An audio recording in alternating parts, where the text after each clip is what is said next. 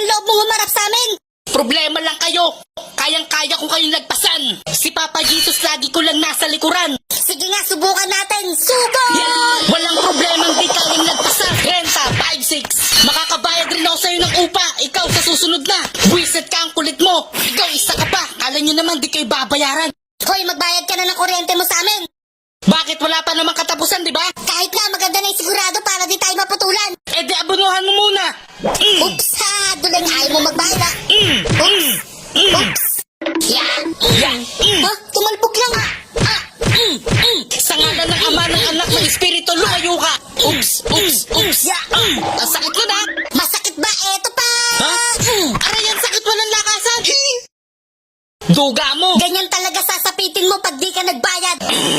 Kaya ko pa. Hindi ako susuko sa mga problema dumarating sa buhay ko. Mananatili akong